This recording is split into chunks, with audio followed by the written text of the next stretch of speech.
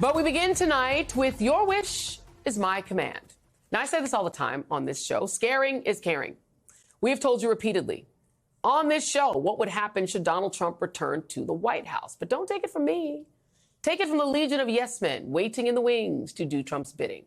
The thousands of loyalists being vetted for a second Trump term. Like Mike Davis, an attorney who is doing the most to prove exactly how he'd serve Trump in his mission to exact revenge upon his perceived enemies with no one to stop him. My friend and colleague Mehdi Hasan recently discussed the conservative activist lawyer who folks like white nationalist accomplice Steve Bannon are pitching as a potential Trump attorney general, which Davis responded to on social media. He threatened to denaturalize and deport Mehdi, who is British American, adding that he's already got his spot picked out in the D.C. gulag and that he'd put him in the women's cell block, along with friend of the show, Tim Miller, who is gay. Now, to be clear, the issue isn't right-wing legal activist on TV host trolling, although the open fascism and bigotry is pretty appalling. It's the fact that Mike Davis could actually be Trump's attorney general in real life. So just remember that name. As Will Bunch of the Philadelphia Inquirer notes, the gulag-touting lawyer takes the abstract warnings that U.S. democracy is on the line in the 2024 election and brings them to life. And he cloaks it in a veneer of respectability, a member of the Federalist Society, the group responsible for our right-wing theocratic Supreme Court majority. He worked for Iowa Senator Chuck Grassley when he chaired the Senate Judiciary Committee. He also clerked for Neil Gorsuch and helped get Brett Kavanaugh on the court. But most importantly, Mike Davis fits Donald Trump's checklist to a T. One articulated in a Washington Post piece about how some of the otherwise competent people who served in Trump's White House do not want to see him reelected. According to the Post, Trump has argued that while in the White House, he listened to people he should not have and made bad hires, particularly at the Pentagon and Justice. This time, Trump said he would look out for people who are loyal and smart. A second term in office, people close to him say, would have people who actually support President Trump, in the words of one advisor. Mike Davis is going all out to prove to Trump that he is one of those people. And make no mistake, Trump is already casting from a list of super loyalists for a hypothetical second term, like some of the characters who already helped him plot a coup. Trump has already pledged to bring back Michael Flynn, the one-time national security advisor he pardoned after Flynn lied to the FBI, before he took the QAnon pledge. And Jeffrey Clark, the indicted Georgia co-conspirator who Trump once tried to install as attorney general to promote lies about election fraud. He's in contention for a senior role at Justice.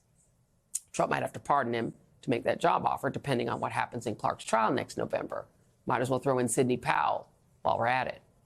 Also plotting their return, the former Trump staffers involved with the very much out in the open Heritage Foundation Project 2025. Like ironic white nationalist Dracula Stephen Miller, who'd return in a senior role, already planning the most spectacular migration crackdown. A second Trump term could also coincide with a fully complicit Republican Congress led by new and openly Christian nationalist House Speaker Mike Johnson. He traveled to Mar-a-Lago to kiss the ring on Monday, meeting with Trump days after endorsing the 91 counts indicted former president. And in yet another sign of the wholesale Trumpification of the Republican Party, one of the few Republicans who voted to impeach Trump after January 6th, former Republican Congressman Peter Meijer of Michigan, who lost a primary over his impeachment vote, now says he would support Trump if he was the party nominee. Call it what you will, pathetic, embarrassing. It is, however, the Republican Party putting its full embrace around the man who, in turn, is making fascism and autocracy the centerpiece of his third run for the White House, as he did recently, calling his political opponents on the left vermin.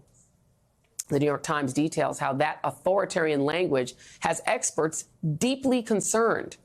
Quote, they said the former president's increasingly intensive focus on perceived internal enemies was a hallmark of dangerous totalitarian leaders. He has insinuated that the nation's top military general should be executed and called for the termination of parts of the Constitution. If he wins back the White House, he has said he would have no choice but to imprison political opponents.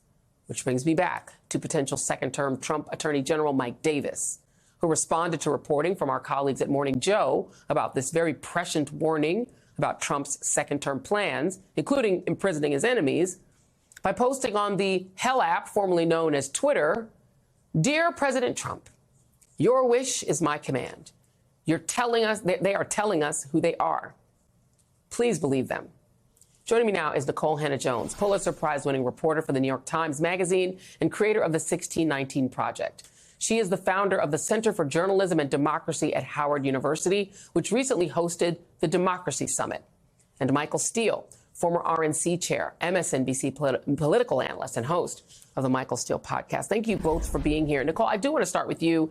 I recently did attend and did a panel at your Democracy Summit.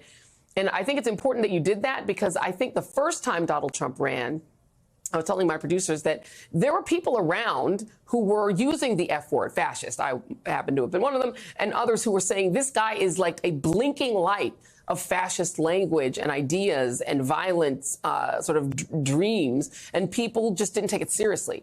Do you perceive that, particularly our profession, that the media is taking it more seriously? This New York Times piece suggests it may be, but what do you think? Yes, I do think that our profession is belatedly taking it more seriously. As you said, they're actually using the word fascist, though hedging a bit, right, saying other people are saying these are fascist-like tendencies. But we are seeing and understanding that this is serious and that so many of the characteristics of fascism that we seem to understand innately when we see it in other countries, we are seeing it right here and we are starting to recognize it, though I still think we are still struggling with how do you cover a major presidential candidate who does appear to be acting in fascist ways.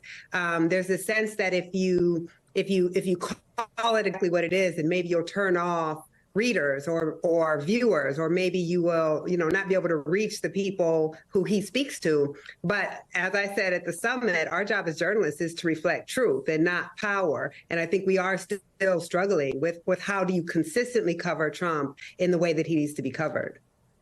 Yeah, and speaking of struggles, Michael Steele, the Republican Party, I think, has given up the struggle. What I have perceived among Republicans, even sort of former kind of normie Republicans like Elise Stefanik and others, is that their tactic in dealing with a fascist onslaught is to get on the train, is to get on board. Yeah. Mike Johnson, who is a Christian nationalist, full stop, but now he also is down with the fascism, right? They're all down with it. They're all kissing the ring. They all fall to their knees. Kevin McCarthy did it. All of them did it. Mitch McConnell did it. Mitch McConnell said, do whatever you want. Just give me the court.